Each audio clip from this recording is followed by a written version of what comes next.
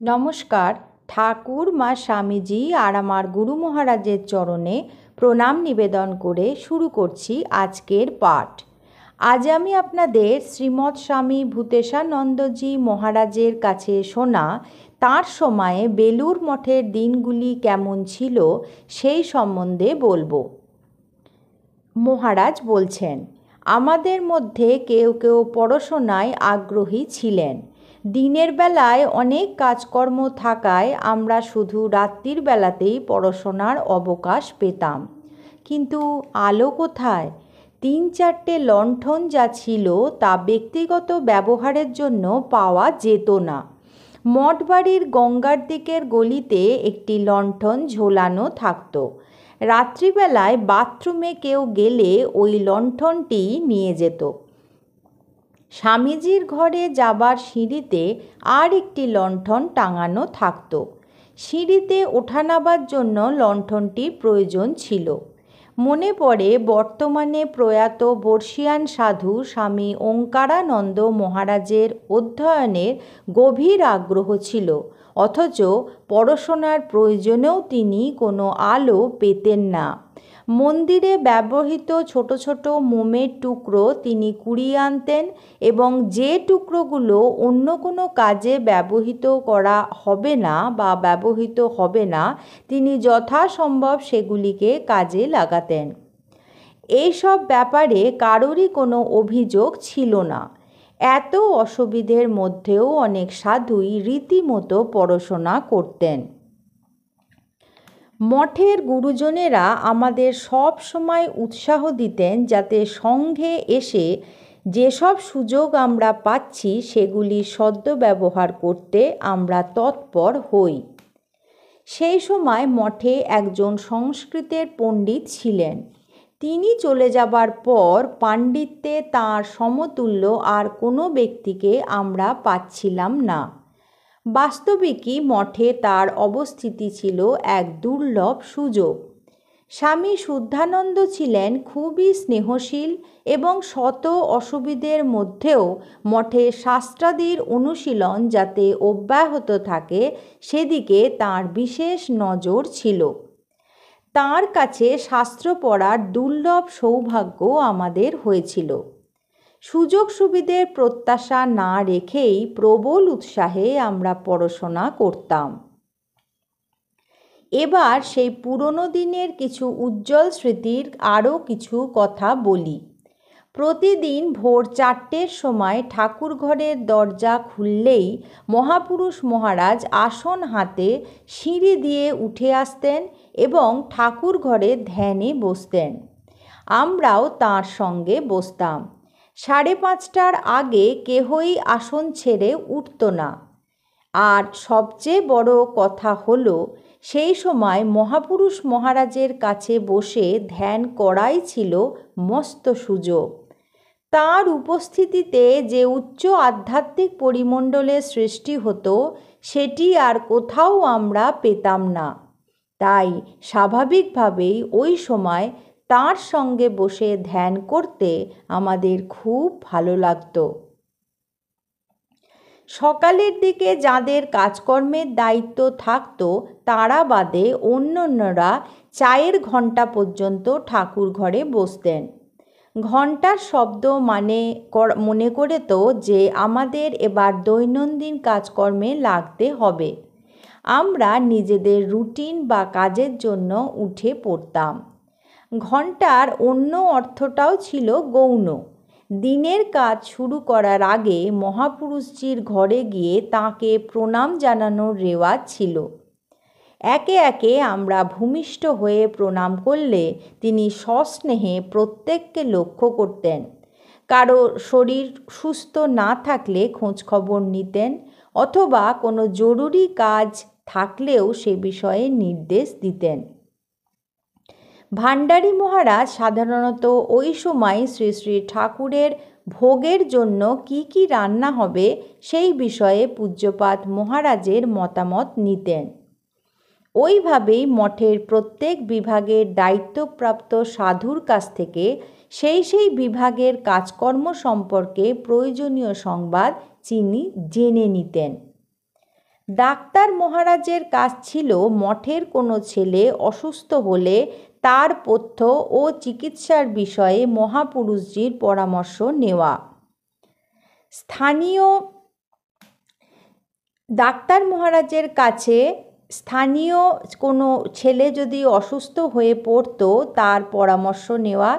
স্থানীয় মানুষদের স্বাস্থ্যের বিষয়েও মহাপুরুষ মহারাজ খোঁজ খবর রাখতেন, কারণ তাঁদের অসুখ বিসুখে মঠের সাহায্যই ছিল একমাত্র সম্বল।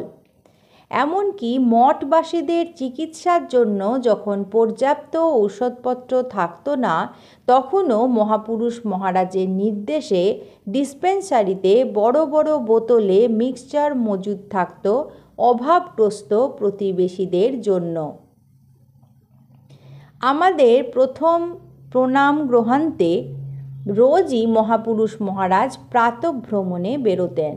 সেই সময় এখনকার মতো মঠের জমি এত বড় ছিল না। গঙ্গার ঘাটে যাবার রাস্তার ওপর ছিল পুরনো গেট। মঠের সীমানাও ওই পর্যন্ত। গেটের পাশেই পুকুর, পুকুরের পর গোয়ালঘর। মহাপুরুষ মহারাজ রোজ গোয়ালঘরে গিয়ে গরুগুলোকে দেখে আসতেন। সেই সঙ্গে গোয়ালের দায়িত্বে যে সাধু ব্রহ্মচারীরা আছে তাদের সঙ্গেও দু একটা কথাবার্তা বলতেন। গরু তার খুবই প্রিয় এবং গোসেবার কাজ যারা করত তাদের প্রতিও তার বিশেষ স্নেহ ছিল। এরপর তিনি যেতেন বাগানে। বাগান তখন খুবই ছোট। বাগানে ঘোরার পর মঠ অফিসের সামনে উঠোনে এসে বসতেন এবং তরকারি কোটা দেখতেন। কিছুক্ষণ পর নিজের ঘরে এলে তাঁর কিছু ব্যক্তিগত সেবার সুযোগ আমার হতো, যদিও সে সুযোগ নিয়মিত জুটত না।